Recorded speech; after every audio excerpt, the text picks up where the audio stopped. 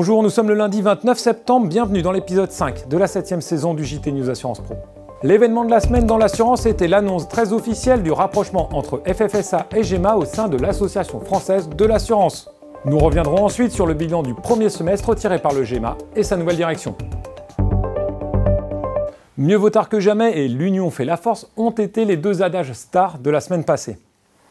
Et c'est ainsi que l'Association française de l'assurance est revenue sur le devant de la scène à l'occasion de la conférence de presse du GEMA. Première historique, le président de la FFSA était présent, ce qui nous donne cette interview symbolique, volontairement œcuménique, au micro de News Assurance Pro. L'AFA a été créée il y a déjà quelques années, en 2007. Des choses se sont mises en place progressivement, mais partiellement, ponctuellement, j'allais dire. Là, on rentre dans une dynamique plus globale, dans un mouvement plus général. C'est vraiment une affaire de maturité, une affaire d'envie. De nos mandants respectifs nous y poussent, nous y incitent.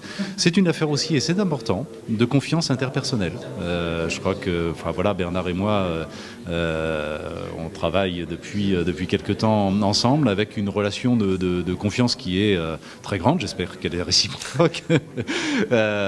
Et c'est important dans une construction commune d'avancer sans en permanence se retourner pour regarder s'il n'y a pas un risque de recevoir un couteau dans le dos. Donc voilà, toutes les conditions sont réunies pour qu'effectivement cette dynamique se mette en place.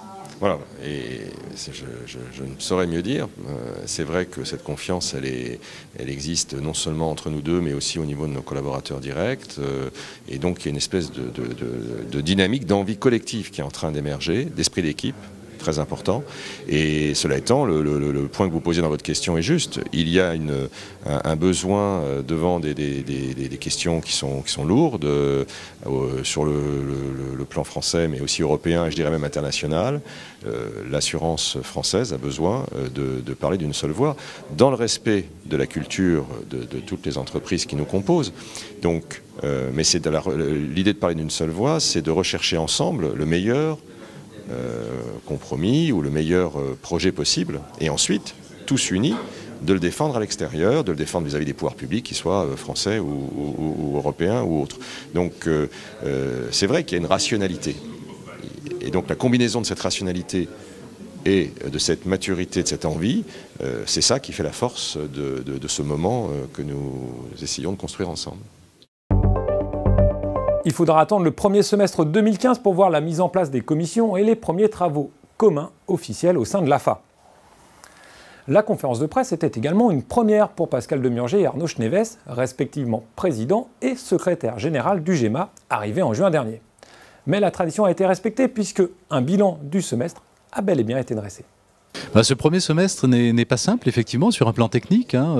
Une hausse du chiffre d'affaires, notamment en automobile, qui finalement est très contenue, non pas parce qu'il n'y a pas une croissance du parc, il y a une croissance du parc assurée au sein des mutuelles du GEMA, d'1,5%, mais ce qui dans le contexte n'est quand même pas mal. En revanche, beaucoup de mutuelles du GEMA, pour 2014, avaient annoncé des maintiens de tarifs en automobile. Vous rajoutez à ça, évidemment, la déformation du parc, l'application du CRM, et on se retrouve en réalité avec un effet prix qui est négatif. C'est-à-dire que la cotisation moyenne des assurés auprès de mutuelles du GEMA a baissé en automobile. Or, pendant ce temps-là, le coût des sinistres a augmenté de manière assez significative, de plus de 5% par rapport à la même période de l'année 2013. Donc là, il y a un effet de ciseau qui est quand même très défavorable. Ce JT est maintenant terminé. Cette semaine commence un dossier sur l'assistance à retrouver pendant 2 semaines sur News Assurance Pro. Pour ma part, je vous donne rendez-vous lundi prochain. Très bonne semaine à toutes et tous.